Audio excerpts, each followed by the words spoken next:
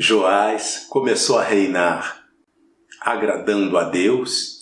Em seguida deixou de lado os mandamentos divinos e acabou morto após ser ferido em uma batalha.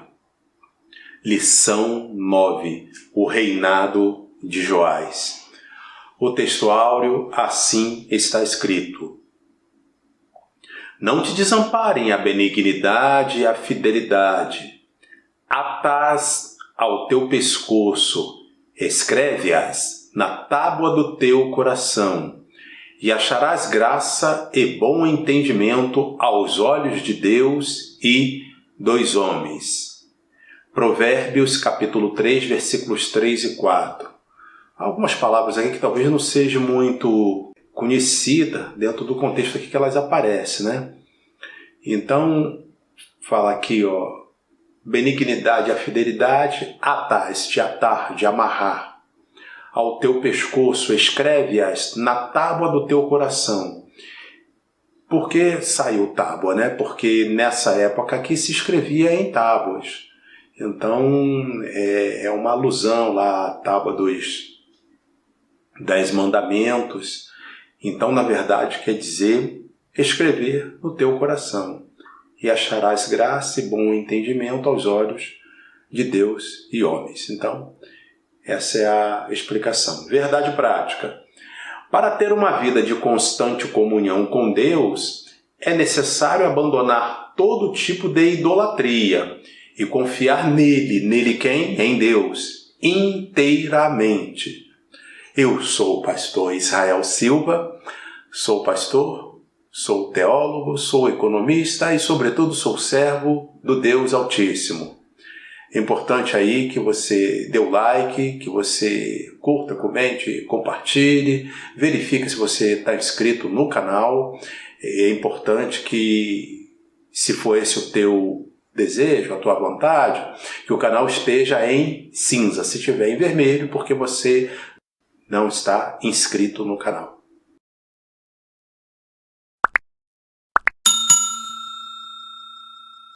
A leitura bíblica em classe será no segundo livro dos Reis. Eu vi Igreja Grande, alguém falando segundo a Reis. Segundo a Reis está errado. É segundo Reis, ou segundo livro dos Reis. Esse A, agora eu vou contar a história toda.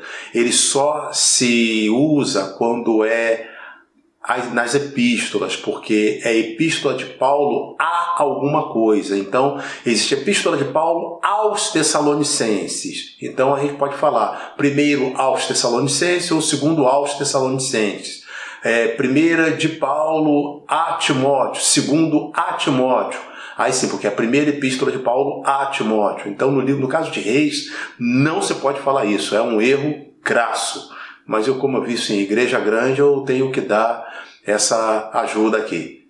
Tá? Então, segundo Reis, ou segundo livro dos Reis, capítulo 11, versículos de 1 a 3, capítulo 12, versículos de 1 a 5, e ainda os versículos de 17 a 21, que passo a ler e comentar agora.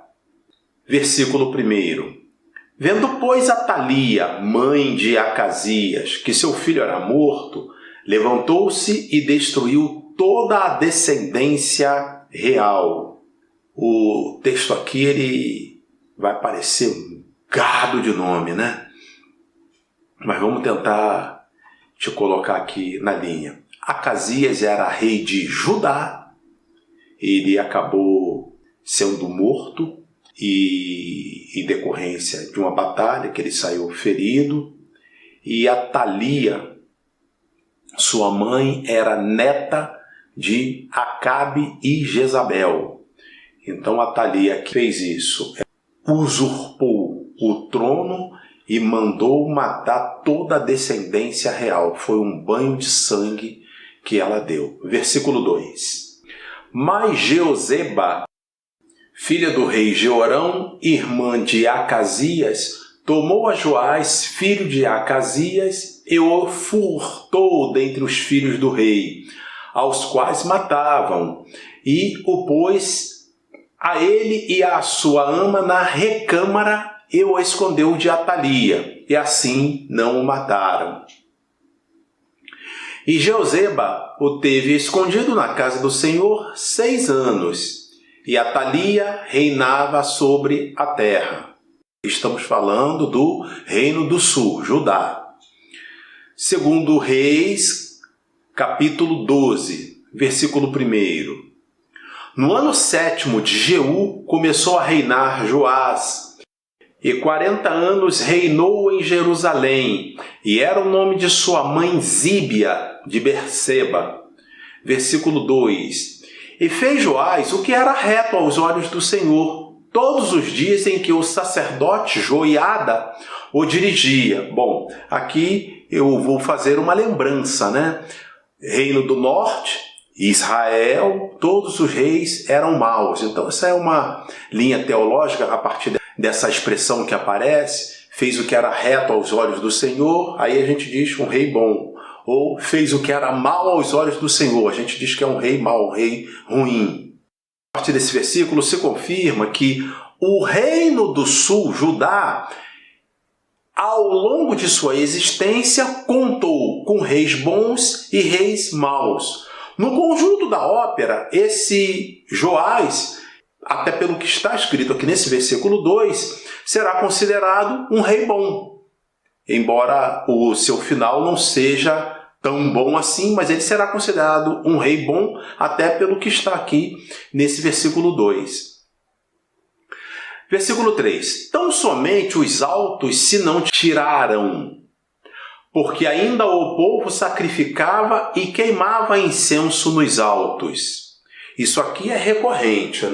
Desde que houve a separação, então tinha um negócio desse queimar incenso nos altos, que era uma idolatria, e entrava rei, saía rei, e não se corrigia essa falha grave, pode-se dizer, diante de Deus. E Joás foi mais um que não corrigiu. Eu creio que lá na frente a gente vai chegar no rei que a corrigiu. Mas até esse momento isso prevalece, isso continua acontecendo. Versículo 4. E disse Joás aos sacerdotes: todo o dinheiro das coisas santas que se trouxera à casa do Senhor, a saber, o dinheiro daquele que passa o arrolamento, o dinheiro de cada uma das pessoas segundo a sua avaliação, e todo o dinheiro que trouxer cada um voluntariamente para a casa do Senhor, os sacerdotes o recebam, cada um dos seus conhecidos, e eles reparem as fendas da casa, segundo toda fenda que se achar nela. Essa casa do Senhor aqui é o templo construído nos dias de Salomão. Versículo 17, agora a gente dá um salto do 5 para o 17. Então subiu Azael, rei da Síria, e pelejou contra Gate, e a tomou. Depois Azael resolveu marchar contra Jerusalém. 18. Porém Joás, rei de Judá, tomou todas as coisas santas que Josafá e Jorão e Acasias seus pais, reis de Judá, consagraram, como também todo o ouro que se achou nos tesouros da casa do Senhor e na casa do rei, e os mandou a Azael, rei da Síria, e este então se retirou de Jerusalém. Versículo 19. Ora, o mais dos atos de Joás e tudo quanto fez, porventura não estão escritos no livro das crônicas dos reis de Judá? Versículo 20. E levaram-se os seus servos e conspiraram contra ele e feriram Joás na casa de Mila, que desce para Sila. Porque Josacar, filho de Simeate, e Josabade, filho de Somer, seus servos, o feriram e morreu. E o sepultaram com seus pais na cidade de Davi. E Amazias, seu filho, reinou em seu lugar. O objetivo geral dessa lição é afirmar que o pecado leva o homem à ruína. Com apenas 7 anos de idade, Joás começou a reinar. Como era muito jovem, talvez o melhor termo seria como era uma criança, 7 anos era uma criança. Recebia orientações e conselhos do sacerdote Joiada. Durante os anos em que foi orientado, teve um brilhante reinado e fez o que era reto aos olhos do Senhor. Porém, como as suas convicções sobre Deus não eram suficientemente fortes, após a morte de Joiada, Joás deixou-se influenciar por maus conselhos que fizeram Judá retornar à idolatria. Essa lição será ministrada em 3 capítulos, sendo capítulo 1, o livramento de Joás, capítulo 2, o reinado de Joás e a reparação do templo, e capítulo 3, a conspiração contra Joás.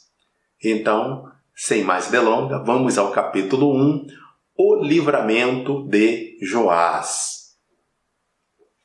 Tanto em Israel quanto em Judá, aí já tem que lembrar de novo, né? Israel, reino foi dividido, Israel, reino do norte. Judá, reino do sul. Tanto em Israel quanto em Judá existiam acirradas disputas pelo poder, envolvendo interesses políticos e econômicos. A casa real de Judá havia se aparentado com a casa real de Israel por meio de Atalia, neta de Acabe e Jezabel. Atalia se casou com Jorão, filho de Josafá, rei de Judá. Quando Jorão foi, na revista está, assassinado por Jeú, Atalia usurpou o trono e começou a reinar em seu lugar. Aqui eu já sugiro que os professores de escola dominical que tiver assistido essa lição faça essa correção perante seus alunos. O correto para quem é cristão, e eu vou partir da hipótese que quem está dando aula de escola dominical é cristão. O correto é ler quando Jorão foi morto por Jeú e não assassinado. Por quê? O contexto dessa história toda mostra que Jeú é um rei. Jeú foi ungido nada mais, nada menos do que por Elias. Jeú matou a casa de Acabe, inclusive a própria Jezabel, por ordem de Deus. Deus é o juiz de toda a terra. Então, nesse caso aqui, o correto é, ele foi morto por Jeú. Não se pode dizer que alguém está fazendo a obra de Deus, era no Antigo Testamento, tá? Mas ele matou a mando de Deus, não se pode falar em assassinato. O correto é dizer morto. Acho que aqui consideraria até um erro crasso aqui na revista, esse deslize aqui. Às vezes pode ter sido aí um problema de revisão aí que não funcionou muito bem. Então continua, Atalia usurpou o trono e começou a reinar em seu lugar. Em lugar de quem? Em lugar de Jorão. Atalia herdara a perversidade de Acabe e Jezabel. Para se assentar no trono, ela matou todos os membros da família real, incluindo seus próprios netos. Apenas Joás, filho de Acasias, escapou. Ele tinha 1 ano de idade e foi escondido em uma sala por sua tia, Jeozeba, esposa do sacerdote Joiada. E lá ficou durante 6 anos. Nesse período, Joiada preparou Joás para assumir o trono e lhe ensinou as leis mosaicas. Quando Joás completou 7 anos, Joiada armou uma estratégia para empossar o legítimo rei. Combinou com os capitães da guarda e, no dia planejado por eles, destituíram Atalia do trono e proclamaram Joás como rei. Joiada, naturalmente, passou a ser corregente com Joás, pois este não tinha condições de reinar por ainda ser uma criança. O sacerdote, como um homem temente a Deus, destruiu os sacerdotes de Baal e conclamou o povo para remover seu templo, despedaçar imagens e altares e refazer a aliança com Deus. Conclamou o povo para remover o quê? O templo de Baal. Remover o templo de Baal. Síntese do tópico 1. Há momentos em que o perigo nos cerca sem que o percebamos. São nessas horas que o Senhor intervém, nos concedendo escape e proteção. Capítulo 2. O reinado de Joás e a reparação do templo. O reinado de Joás foi muito próspero enquanto Joiada o aconselhava. Joiada era o sacerdote que cuidava dele desde criancinha e ficou ali orientando a partir dos 7 anos de idade. Como a adoração a Baal havia sido muito incentivada pelos reis anteriores, nenhuma manutenção fora feita no templo do Senhor, e por isso ele estava em condições precárias. Logo, Joás incentivou o povo e os sacerdotes a arrecadarem ofertas para a manutenção do templo. Quando falar do templo, é o templo do Senhor construído por Salomão. Um detalhe muito importante nessa arrecadação foi a fidelidade com que os sacerdotes e tesoureiros reais administravam o dinheiro. Numa época como hoje, esse exemplo dos funcionários de Joás é um importante modelo a ser seguido para desfrutarmos das bênçãos do Senhor. Eu ainda vou ser mais enfático, um modelo a ser seguido por políticos e líderes religiosos. E, claro, existem líderes políticos também. Não importa a quantia que está sendo administrada, Deus jamais se agradará de qualquer subtração de valores financeiros ou vantagens pessoais. A palavra de Deus incentiva a prática da fidelidade. Abre aspas. Não te desamparem a benignidade e a fidelidade. Ata-as ao teu pescoço.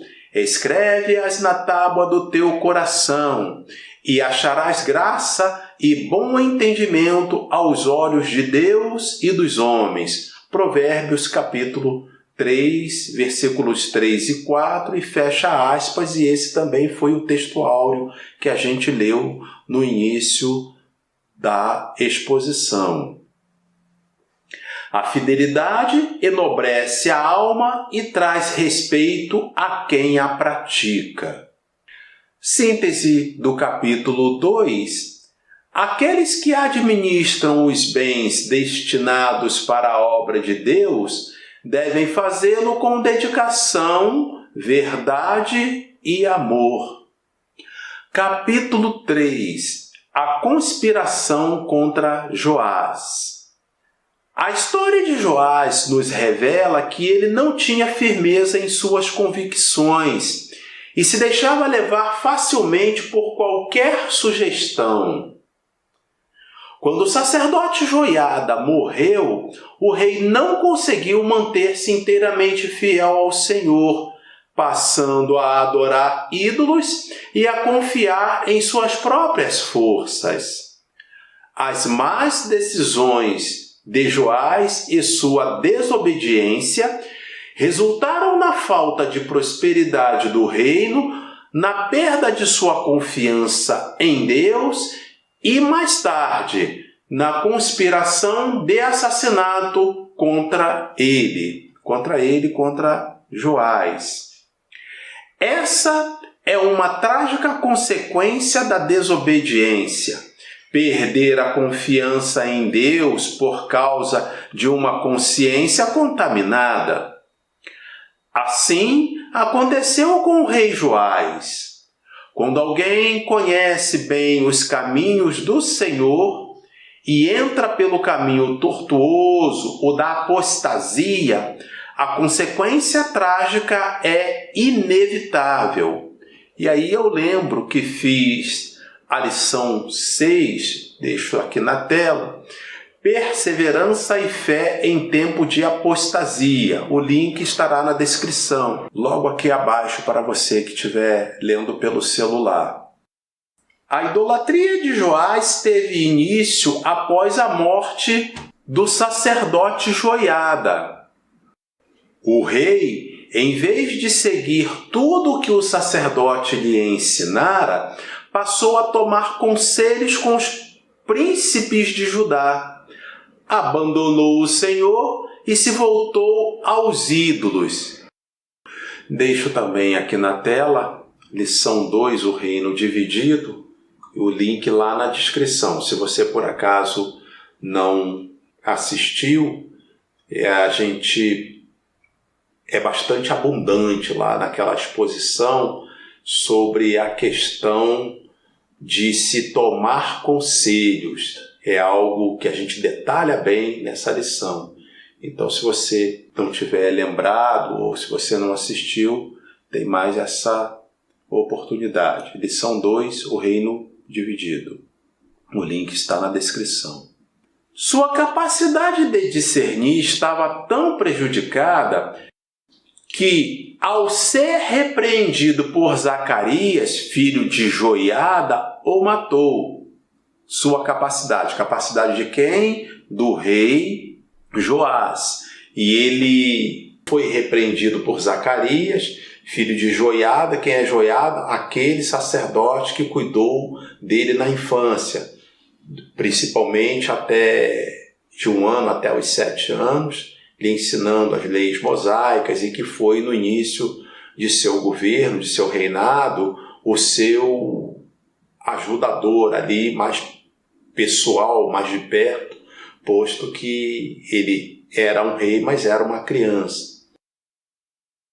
Então aqui a gente chega na segunda geração desse sacerdote, o Zacarias, e quando o rei se distancia, indo após a idolatria, o Zacarias vai repreendê-lo, mas ele matou o sacerdote. E aí vamos continuar.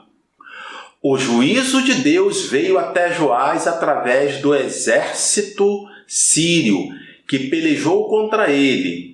Após a batalha, ferido, os próprios servos de Joás conspiraram contra ele e o mataram em sua cama. O rei da Síria, nesse momento, é Azael, que fora ungido pelo profeta Elias. Eu vou deixar aqui no quadro e vou ler para vocês o texto que está lá no primeiro livro dos Reis, capítulo 19, versículos de 15 a 18. Naquela ocasião, a gente vai ler aqui, mas eu vou adiantando que aí você vai pegando mais traquejo com essa passagem, para você que não estiver acostumado com ela. O Senhor falou para Elias, para ele ungir 3 pessoas, ungir a Eliseu em seu lugar. Então note, Eliseu ainda ia suceder a Elias. Mandou ungir a Jeú como rei de Judá. Teve lá um procedimento que Jeú acabou sendo ungido.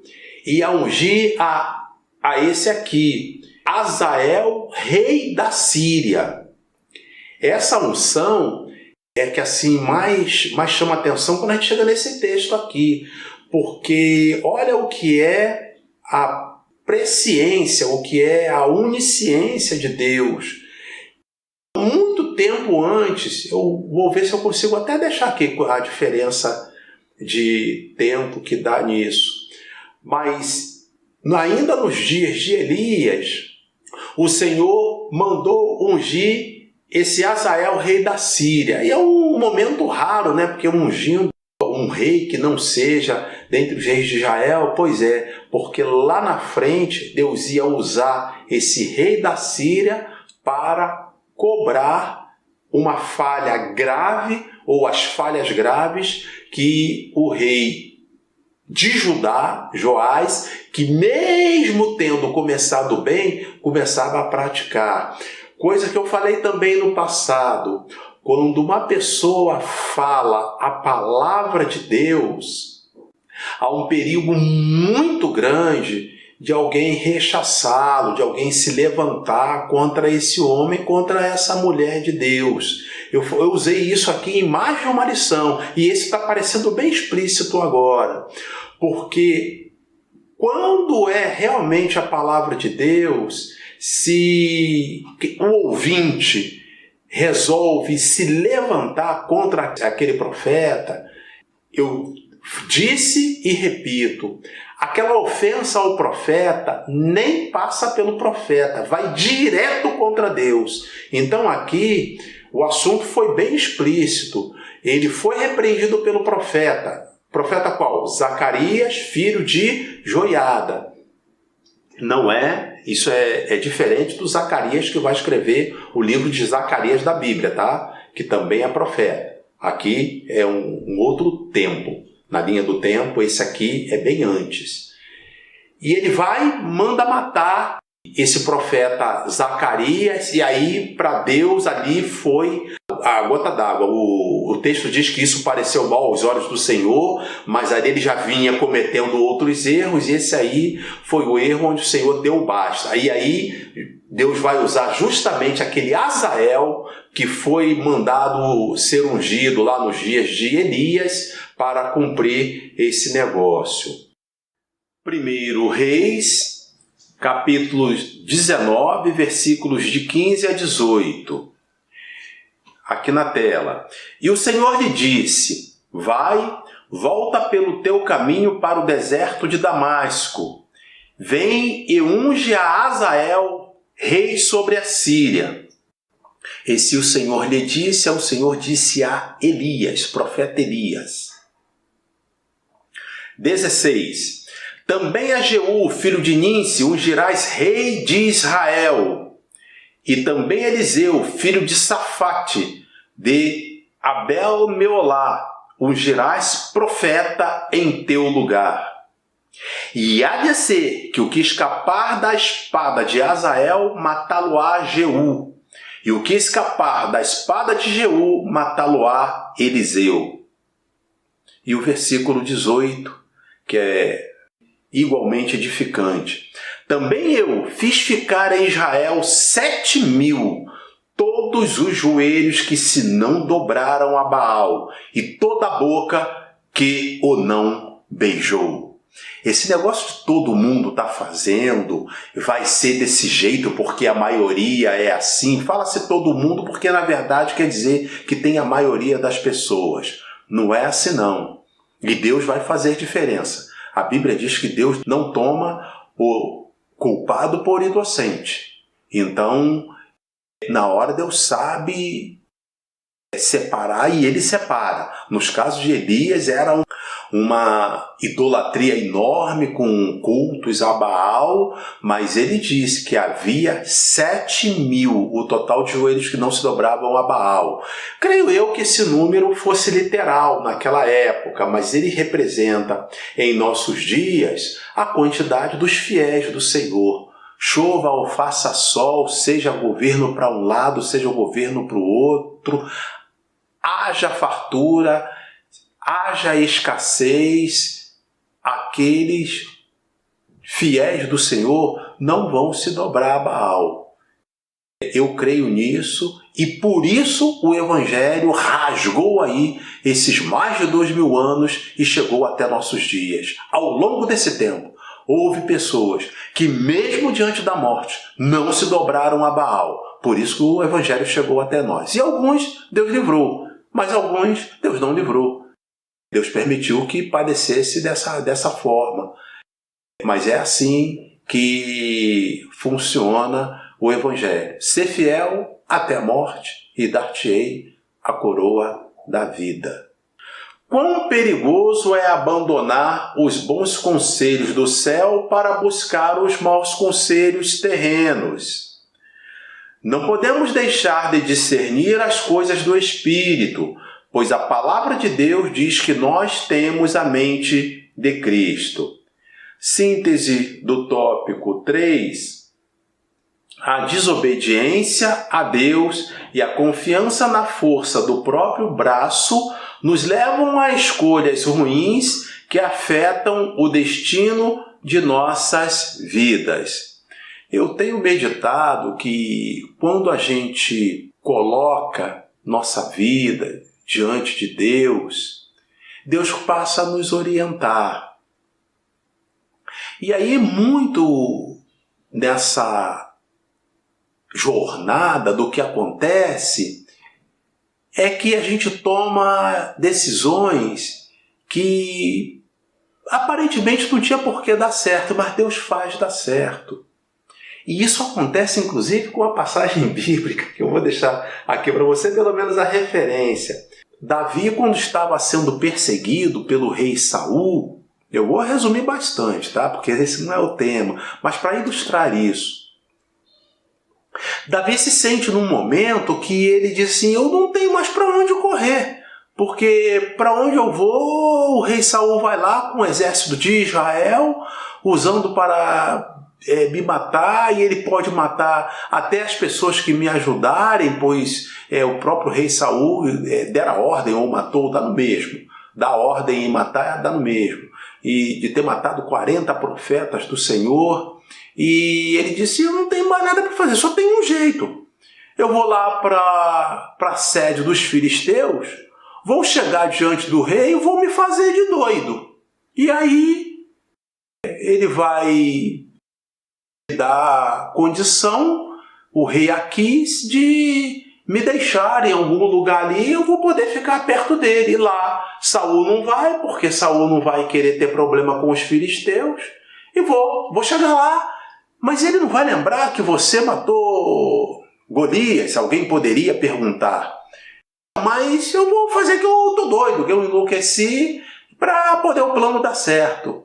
Cá entre nós, esse plano não tem por que isso funcionar. Aí ele vai até lá e assim mesmo, e procede como se estivesse doido diante do rei. O rei, mas que é isso? Já não me basta o tanto de doido que eu vejo por todo lugar, tira esse homem daqui. E no final Davi consegue ficar lá próximo do rei Aquis, consegue ficar ali próximo nas dependências, eu digo próximo nas dependências, né? Ali dos filisteus, até que passa os dias de Saul, até que Saul morre. Não tinha por que dar certo. Me lembro de outra história, eu vou contar também de forma resumida. Nos dias que está para nascer Moisés, o faraó faz um decreto de matar todas as crianças dos hebreus, porque ele já tinha alguma informação de que estava para nascer, estava profetizado para nascer um grande líder dos hebreus, e ele mandou matar todas as crianças de uma certa idade ali, recém-nascidos. Isso pegava em cheio o nascimento de Moisés. Aí os pais de Moisés escondem Moisés, principalmente a mãe, né? Porque precisa alimentar, amamentando e ali cuidar para que a criança não chore e tal. Mas aí Moisés, o bebê, ele vai crescendo, a mãe, olha, tá perigoso, eu não tenho mais como segurar ele aqui, a toda hora pode aparecer um egípcio, está muito perigoso. Qual é o plano então? Bom, aí ela combina com Miriam. Miriam era a irmã mais velha, com um pouco mais de entendimento, né, do que uma criança, evidentemente.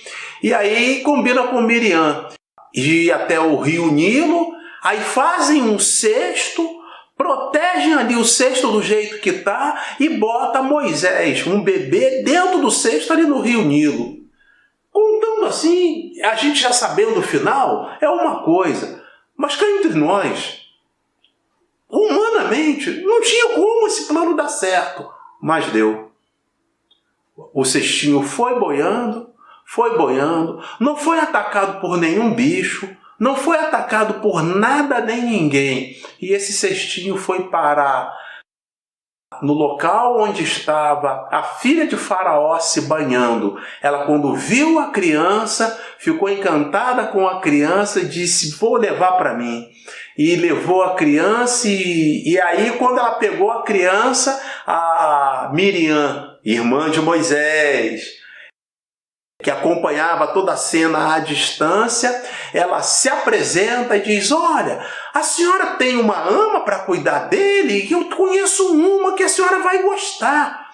Aí ela: no momento não tenho ninguém não. E ela falou: eu tenho uma. Aí ela vai lá e chama a mãe, e vem a mãe e fica cuidando de Moisés, da criancinha, ou seja, do seu próprio filho, como se fosse uma ama contratada. Bom, vou parar a história por aqui, senão vai ficar muito grande. Mas para mostrar que quando a pessoa está diante de Deus, até um plano que pode não ser lá essas coisas do ponto de vista humano, ele pode dar certo.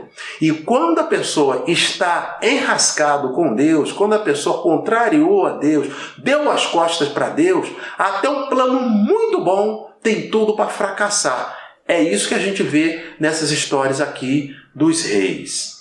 Síntese desse tópico 3, a desobediência a Deus e a confiança na força do próprio braço nos levam a escolhas ruins que afetam o destino de nossas vidas.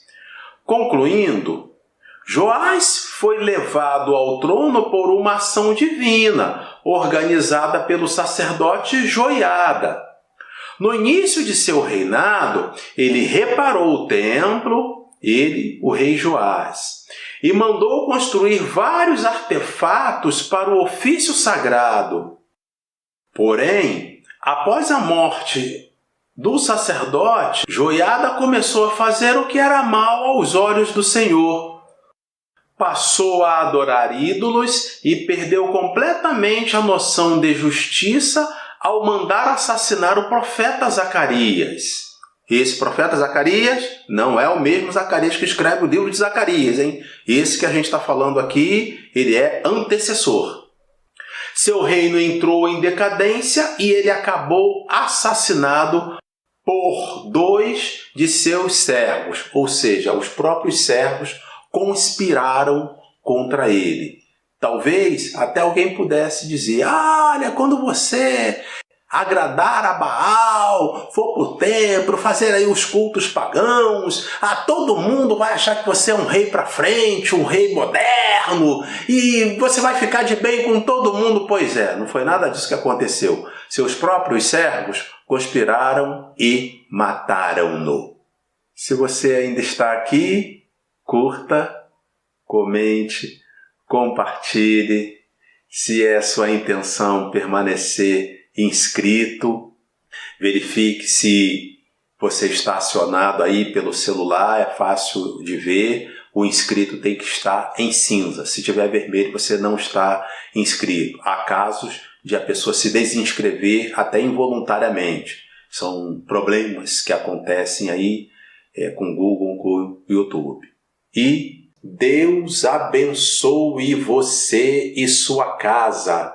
Em nome de Jesus. Amém.